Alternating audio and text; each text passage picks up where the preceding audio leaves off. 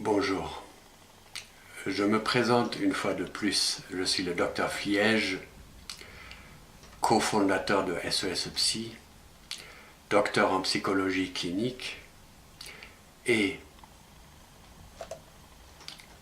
pour répondre à certaines questions des internautes, je me permets de faire une petite prémisse à cette conférence sur le livre SOS Psy, le débriefing. Alors, à l'occasion de la sortie récente de ce livre, SOS Psy, le débriefing, je me permets de répondre à ces questions fort légitimes que m'ont posées les internautes, intrigués par mon parcours atypique, mais aussi par certaines spécificités de l'association SOS Psy.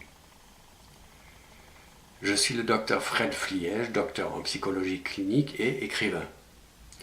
Qualifié maître de conférence, je n'ai jamais été titularisé, car je n'étais pas familiarisé avec les pratiques frauduleuses, telles le favoritisme, le retour d'ascenseur et d'autres formes de corruption qui ont cours dans les milieux universitaires. J'ai démissionné en 2011 de mon poste de chargé de cours à l'université de Paul Valéry, Montpellier 3, pour protester contre les agissements inqualifiables de certains hauts responsables, tels Brigitte Leroy-Viémont. Si mon geste n'a pas eu le résultat escompté, il m'a permis de me consacrer à plein temps à la clinique et à la recherche psychoclinique, ainsi qu'à mon dada qu'est l'écriture. D'ailleurs, clinicien et chercheur au sein de l'ONG internationale d'intervention psychologique SOS Psy, je n'ai jamais cessé d'écrire. Je pense que cette vocation puise ses sources dans le contact quotidien avec des personnes en grande détresse morale. Leur parcours est parfois dramatique, souvent poignant et toujours touchant. Je dirais d'ailleurs que ce sont mes patients qui m'ont tout appris. Et bien entendu, c'est à eux que je dédie ce livre. Soit dit en passant, la vente de ces publications représente l'unique source de revenus de notre association.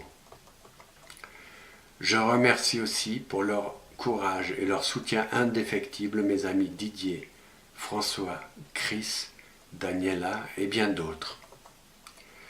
Vous vous demanderez pourquoi mes collègues préfèrent rester dans l'anonymat. Il y a pour cela deux raisons principales mais importantes. D'abord, pendant des années, certains patients en crise n'hésitaient pas à se rendre en pleine nuit au domicile de nos intervenants pour solliciter leur aide. De ce fait, les psychologues n'avaient plus aucune vie privée. Puis, il y avait un événement qui a marqué les annales de notre ONG. Une nuit, on m'a appelé d'un squat à Montpellier pour négocier avec un preneur d'otages, soi-disant. Sur place, j'ai appris que ce dernier, armé d'un canif, s'était enfermé avec une jeune fille dans une chambre. Il menaçait de la tuer si on ne lui rendait pas son matos, en l'occurrence quelques doses d'héroïne. Comme il me connaissait de réputation, il m'écoutait et finissait par relâcher son otage. Ce que j'ignorais était que quelqu'un avait composé le 17 juste avant mon arrivée. Alors que la situation venait d'aboutir à un dénouement heureux, une voix amplifiée par un mégaphone enjoignait aux occupants du squat de sortir un par un, les mains en l'air. J'étais manifestement le seul à saisir que les choses ne se présentaient pas très bien pour le jeune toxicomane. Il ne restait rien de moins que de se retrouver à la cour d'assises. Et comme il avait été pris d'un accès psychopathologique, qu'il avait rapidement obtempéré, sans passer à l'acte, on ne pouvait pas le considérer comme un criminel. En un seul instant, je me suis rendu compte que les forces de l'ordre allaient non seulement l'arrêter, mais évacuer le squat qui hébergeait des familles entières de sans-logis. J'ai recommandé aux squatteurs qui se trouvaient à mes côtés de dire qu'il y avait eu une fausse alerte et de faire passer le mot à tout le monde. L'instant d'après, les agents défonçaient la porte d'entrée et faisaient irruption dans l'immeuble. Casqué et muni de fusils d'assaut, il se comportait en vrai cow-boy. Je dois admettre que je n'en menais pas large moi-même quand je me suis dirigé vers celui qui me paraissait être le chef du commando. En souriant, je lui ai lancé « Désolé, c'était une erreur de ma part, une fausse alerte ». J'étais sidéré de voir sa colère et sa frustration manifestes. Il avait probablement espéré pouvoir en découdre avec ses nécessités, qu'il exécrait, des personnes indigentes qui avaient trouvé refuge dans ce bâtiment laissé à l'abandon depuis des années. Après avoir interrogé tous les présents, qui affirmaient unanimement qu'il n'y avait aucun problème, les agents comprenaient que la présence était désormais inutile. Plusieurs d'entre eux me dévisageaient avec une haine à peine contenue. Tout se passait comme si je les avais empêchés de tourner en rond, de se défouler, comme si je les avais spoliés de la satisfaction que leur aurait procuré une bonne opération musclée, voire une fusillade. En entravant leur appétence belliqueuse, je leur avais apparemment gâché la soirée. Le commandant en chef donna l'ordre à ses troupes de se retirer. Avant de partir, il m'a foudroyé du regard et il a lâché d'un ton menaçant et sans équivoque « On se reverra ». Si chacun doit se débrouiller avec sa conscience, on s'aperçoit que l'éthique du psychologue, dont le premier souci concerne le bien d'autrui et la sécurité de ses patients, ne coïncide pas nécessairement avec les lois de la République et les règles qui ont cours au sein des forces de l'ordre. Voilà le deuxième motif qui a amené nos intervenants à s'abstenir de divulguer leurs données personnelles et à observer une grande discrétion dans l'exercice de leur travail difficile et parfois périlleux. Alors, l'ouvrage que je me propose de vous présenter aujourd'hui vient seulement d'être publié aux éditions The Book Edition à Lille. Il n'est disponible que par Internet. Intitulé SOS Psy, le débriefing, il se distingue des précédents écrits en ce qu'il expose pour la première fois l'histoire et le fonctionnement de l'ONG. Mais la majeure partie du livre est consacrée au débriefing qui se révèle de loin la méthode la plus efficace pour traiter un choc traumatique. Dans ce livre, je me propose d'abord de faire découvrir au public SOS Psy, une ONG internationale d'intervention psychoclinique, et d'introduire à ses principes fondateurs, ses objectifs, sa méthodologie et son action sur le terrain.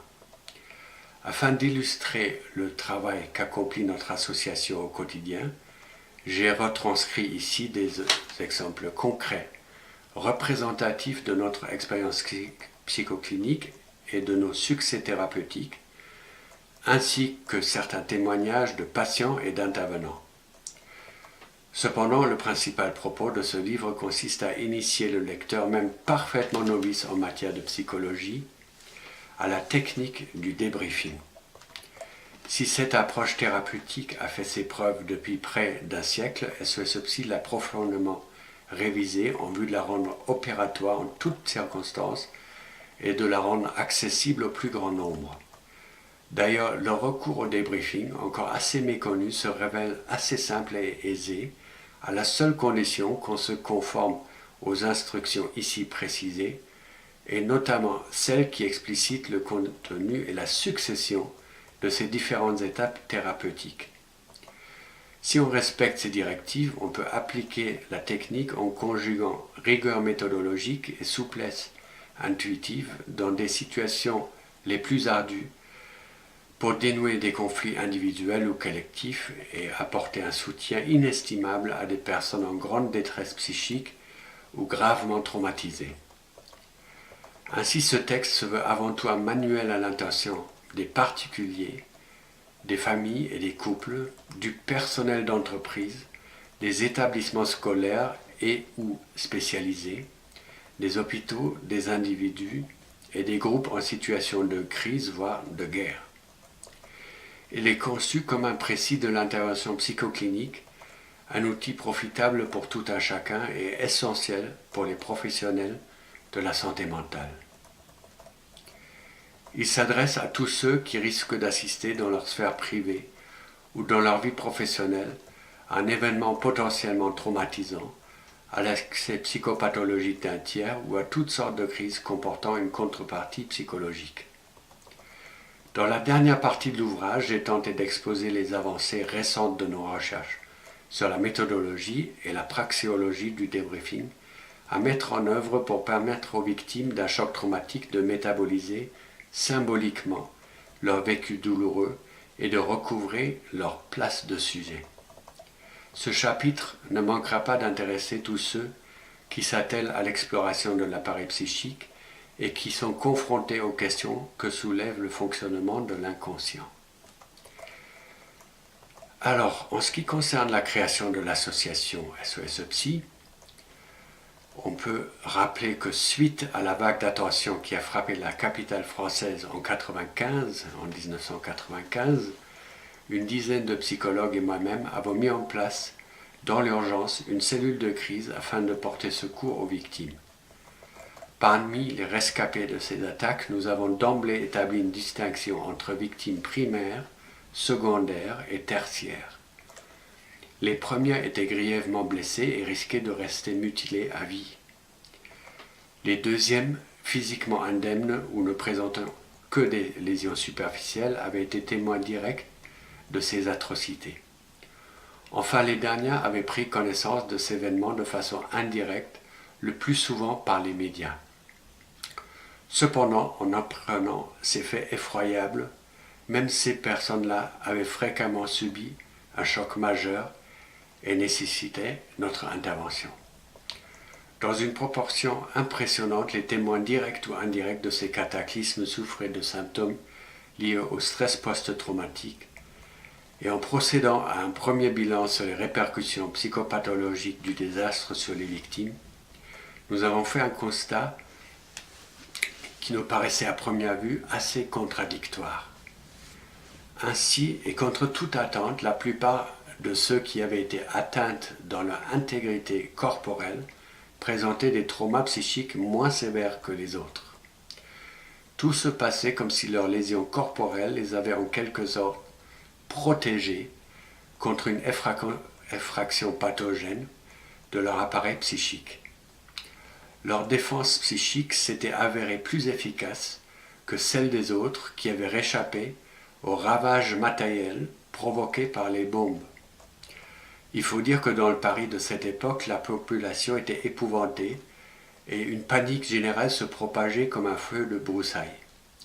Les pouvoirs publics, dépassés par le chaos ambiant et trop débordés pour rétablir l'ordre, se montraient dans l'incapacité de nous seconder dans notre travail et de se concerter afin de nous faciliter de mener à bien notre tâche. Ainsi, c'était en parfaite indépendance, mais avec l'aval des autorités, que nous nous sommes attelés à notre devoir. Après avoir mis en place une antenne téléphonique, nous sommes intervenus auprès des victimes, que ce soit en milieu hospitalier, à domicile, voire dans la rue. Afin de mettre en œuvre un dispositif thérapeutique adapté aux besoins de nos patients, nous nous sommes appuyés sur le procédé déjà existant du débriefing. Il s'agissait en effet là d'une technique inventée par les Américains durant la Première Guerre mondiale, puis améliorée par les Canadiens. Nous avons immédiatement fait appel à cette méthode pour prendre en charge les victimes et pour éviter le déclenchement d'une névrose post-traumatique. Au cours de nos interventions, nous avons exploré la nature des traumatismes subis par les témoins directs ou indirects de ces cataclysmes.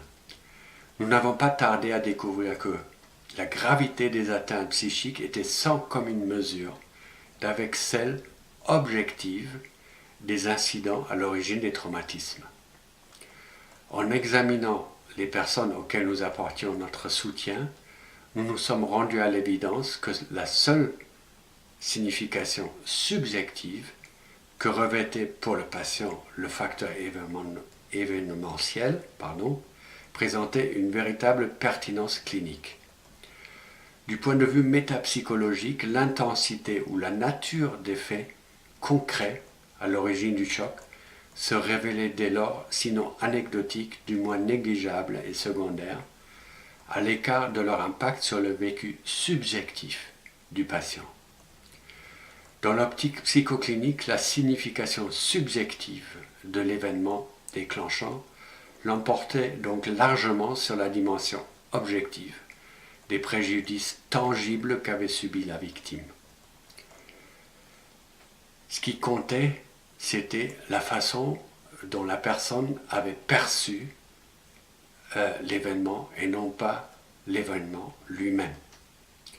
Ainsi, de simples témoins des événements destructeurs souffraient souvent de chocs post-traumatiques majeurs et fortement invalidants. En quelques jours, une cinquantaine de psychologues s'est jointe à notre initiative et en marge de nos interventions, nous avons constaté l'émergence inquiétante d'une grande détresse morale s'étendant à toutes les couches de la population et dont l'ampleur dépassait les prévisions les plus alarmistes. 3 ans plus tard, et face à la prolifération exponentielle de nouvelles pathologies telles les états limites, de la dépression et des suicides, et devant le désistement et la passivité des autorités sanitaires, nous nous sommes résolus à fonder l'association SOS Psy en 1998. En ce qui concerne le débriefing, on peut d'abord mentionner les fondements historiques. Historiquement, le débriefing puise ses sources premières dans les répercussions psychiques qu'eurent les affrontements meurtriers de la Première Guerre mondiale sur un nombre incalculable de soldats américains. Ceux-ci, déclarés inaptes au combat mais ne présentant aucune lésion physique, étaient alités dans des baraquements sanitaires à l'arrière des tranchées et des champs de bataille.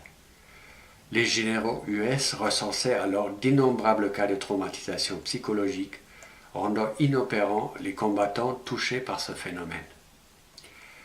Eu égard à l'étendue inquiétante des préjudices qu'il risque de causer à l'armée américaine, des médecins furent chargés de tout mettre en œuvre pour remettre sur pied les traumatisés. On les considérait tout simplement comme de la chair à canon.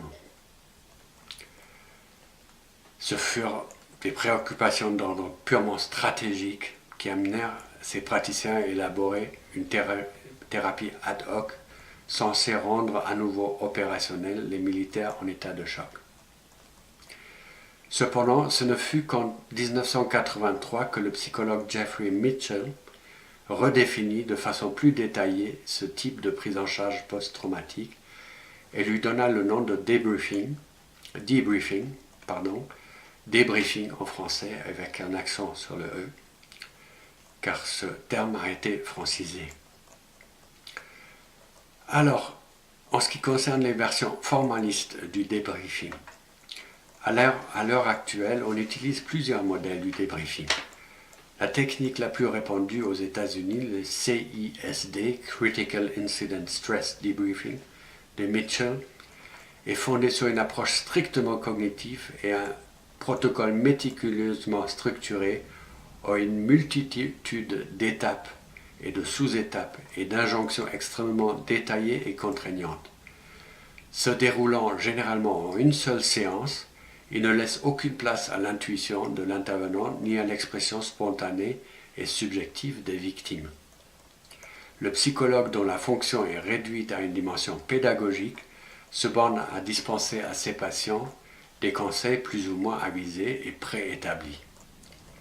Le modèle qui s'impose actuellement chez les professionnels de la santé mentale dans l'espace francophone, désigné par le sigle IPPI, Intervention psychothérapeutique post-immédiate, revendique explicitement son inspiration psychanalytique et ambitionne de ne pas forcer l'énoncé du récit par les victimes. Néanmoins, force est de constater que la conception parfaitement protocolaire et la multiplication protéiforme de ces différentes étapes et consignes, d'ailleurs fort directives, se révèlent non seulement peu fécondes, mais comportent aussi le risque d'aggraver la confusion mentale chez des patients déjà passablement désorientés.